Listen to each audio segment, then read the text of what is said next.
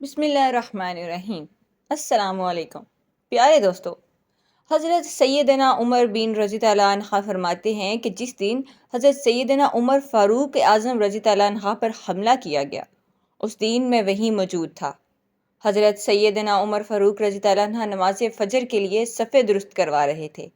میں آپ رضی اللہ عنہ کے بالکل قریب کھڑا تھا۔ ہمارے درمیان صرف حضرت سیدنا عبداللہ بن عباس رضی اللہ عنہ حائل تھے۔ حضرت سیدنا عمر رضی اللہ عنہ صفوں کے درمیان سے گزرتے اور فرماتے کہ اپنی صفیں درست کر لو۔ جب آپ رضی اللہ عنہ نے دیکھا کہ صفیں بالکل سیدھی ہو چکی ہیں، نمازیوں کے درمیان بالکل خلا نہیں رہا اور سب کے کندھے ملے ہوئے ہیں، تو آپ نے آگے بڑھے اور تکبیر تحریم کہی۔ آپ کی عادات کریمہ تھی کہ صبح کی نماز میں اکثر سورہ یوسف اور سورہ نحل میں سے قرات فرماتے۔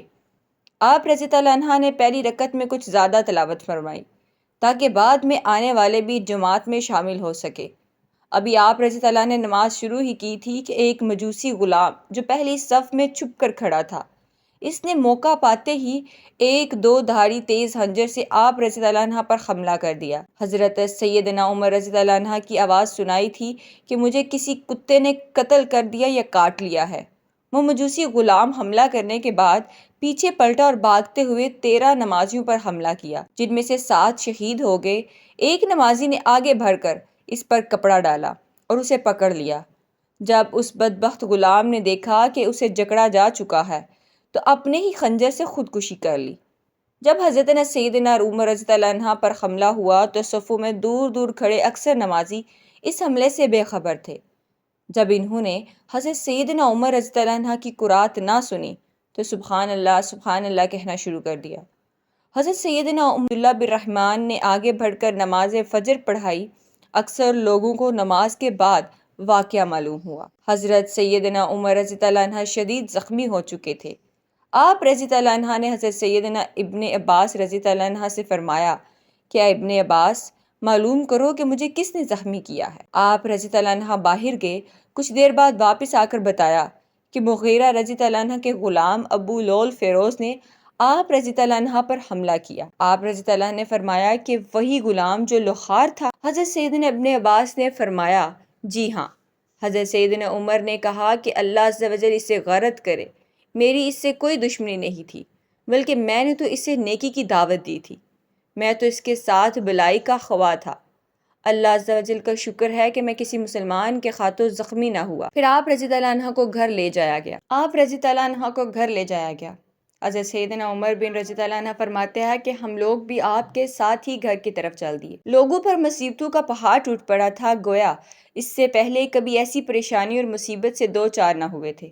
لوگ آپ رضی اللہ عنہ کو تسلی دینے لگے، حضور آپ پریشان نہ ہوں، آپ رضی اللہ عنہ کے زخم جلد ہی ٹھیک ہو جائیں گے۔ پھر رضی اللہ عنہ کو کھجور کی زنبیر پلائی گئی، لیکن وہ آپ رضی اللہ عنہ کے پیٹ سے زخموں کے ذریعے باہر آ گئی۔ پھر دودھ پلایا گیا تو وہ بھی زخموں کے رستے پیٹ سے باہر نکل آیا۔ لوگ سمجھ گئے کہ اب ہم آپ رضی اللہ عنہ کی صحت سے زیادہ دیر تک فیاض یاب نہ ہو سکیں گے۔ پھر لوگوں نے آپ رضی اللہ عنہ کی تعریف کرنا شروع کر دی کہ ایک نوجوان آ کر کہنے لگا، اے امیر المومنین، آپ کو مبارک ہو، عنقریب اللہ عز و جل آپ کو حضور صلی اللہ علیہ وآلہ وسلم اور آپ رضی اللہ عنہ سے پہلے رحلت فرما لے، دیگر صحابہ اکرام رضوان سے ملا دیں گے۔ اے امیر المؤمنین، آپ کو خلافت کا منصب عطا کیا گیا تھا تو آپ رضی اللہ عنہ نے عدل اور انصاف سے کام لیا۔ آپ رضی اللہ عنہ ایک اچھے خلیفہ اور لوگوں کی خیر خواہ محسن ہیں۔ پھر وہ نوجوان واپس جانے لگا تو اس کا تہمد ٹہنوں سے نیچے تھا اور زمین پر لگ رہا تھا۔ آپ نے لوگوں سے فرمایا کہ اس نوجوان کو میرے پاس بلاؤ۔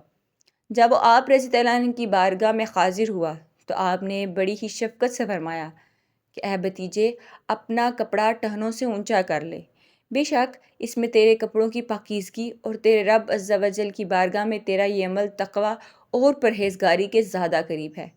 سبحان اللہ، قربان چاہیے ان پاکیزہ ہستیوں کے جذبہ تبلیغ پر کہ آخری لمحات میں بھی نیکی کی دعوت دینا ترک نہ کی اور اس حالت میں بھی خلاف شرع کام برداشت نہ ہو سکا۔ اللہ عز و جل ان کے صدقے ہمیں بھی جذبہ تبلیغ عطا فرمائے۔ آمین۔ پھر آپ رضی اللہ عنہ نے اپنے صاحبزادے حضرت سیدنا عبداللہ بن عمر رضی اللہ عنہ سے فرمایا، حساب لگا کر بتاؤ کہ ہم پہ کتنا قرض ہے۔ انہوں نے حساب لگا کر بتایا کہ تقریباً 86,000 درہم۔ آپ رضی اللہ عنہ نے فرمایا کہ اگر یہ قرض میرے مال سے ادا کرنا اور پھر بھی نہ کافی ہوا تو قریش سے سوال کرنا کہ ان کے علاوہ اور کسی سے سوال نہ کرنا۔ پھر آپ رضی اللہ عنہ نے اپنے صاحبزادے سے فرمایا کہ تم ام المومنین حضرت سیدنا عائشہ صدیقہ رضی اللہ عنہا کی بارگاہ میں چلے جاؤ اور ان سے عرض کرو کہ عمر بن خطاب اس بات کی اجازت چاہتے ہیں کہ اسے اس کے ساتھیوں کے ساتھ دفن کیا جائے اور حضور صلی اللہ علیہ وآلہ وسلم کے قریب کی جگہ عطا فرمائی جائے۔ حضرت سیدنا عبداللہ عمر بن رضی اللہ عنہ حضرت سیدنا عائشہ صدیقہ رضی اللہ عنہا کی بارگاہ میں حاضر ہوئے اور سلام عرض کیا۔ آپ رضی اللہ عنہ رو رہی تھی۔ آپ رضی اللہ عنہ سے کہا کہ حضرت سیدنا عمر بن خطاب رضی اللہ عنہ آپ کو سلام عرض کر رہے ہیں، اس بات کی اجازت چاہتے ہیں کہ انہوں کی قبر بھی ان کے ساتھیوں کے قریب ہو۔ آپ رضی اللہ عنہ نے یہ سن کر ارشاد فرمایا کہ یہ جگہ تو میں نے اپنے لیے رکھی تھی، لیکن اب میں یہ جگہ عمر بن خطاب رضی اللہ عنہ کو احسار کرتی ہوں، انہیں جا کر یہ خوشخبری سنا دو۔ چنانچہ حضرت سیدنا عبداللہ بن عمر رضی اللہ عنہ اجازت لے کر واپس تشریف لے آئے۔ جب حضرت سیدنا عمر رضی اللہ عنہ کو بتایا گیا کہ حضرت سیدنا عبداللہ بن عمر رضی اللہ عنہ آگے ہیں، آپ رضی اللہ عنہ کو سہارا دے کر بٹھایا گیا۔ آپ رضی اللہ عنہ نے فرمایا کہ اے میرے بیٹے، کیا خبر لائے ہو؟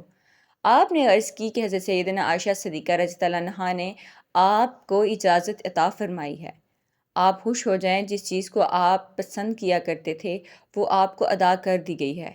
یہ سن کر آپ نے فرمایا کہ مجھے اس چیز سے زیادہ اور کسی چیز کی فکر نہیں تھی، الحمدللہ میری پسندیدہ چیز اللہ تعالیٰ نے مجھے دے دی ہے۔ پھر آپ نے فرمایا کہ جب میری روح پرواز کر جائے تو مجھے اٹھا کر سرکار صلی اللہ علیہ وآلہ وسلم کے روضہ اقدس پر لے جانا، پھر بارگاہ نبوت میں اسلام گرز کرنا اور حضرت سیدنا عائشہ رضی اللہ عنہ سے عرض کرنا کہ عمر بن خطاب اپنے دوستوں کے ساتھ آرام کی اجازت چاہتے ہیں، اگر وہ اجازت دے دیں تو مجھے وہاں دفن کر دینا، اور اگر اجازت نہ ملے تو مجھے عام مسلمانوں کے قبرستان میں دفنا دیا جائے۔ جب آپ رضی اللہ عنہ کی روح خالق حقیقی عز و جل سے جا ملی تو ہم لوگ آپ رضی اللہ عنہ کو مسجد نبوی شریف میں لے گئے اور حضرت سیدنا عبداللہ بن عمر رضی اللہ عنہ نے حجرہ مبارک سے باہر کھڑے ہو کر ام المؤمنین حضرت سیدنا عائشہ صدیقہ رضی اللہ عنہ کو سلام عرض کیا اور حضرت سیدنا عمر رضی اللہ عنہ کو کرنے کی اجازت طلب کی۔ آپ نے اجازت عطا فرما دی، چنانچہ حضرت سیدنا عمر فاروق رضی اللہ عنہ کو حضور نبی پاک صلی اللہ علیہ وآلہ وسلم کے پہلو میں دفن کر دیا گیا۔ اللہ عز و جل کی ان پر رحمت ہو اور ان کے صدقے ہماری بھی مغفرت ہو، آمین۔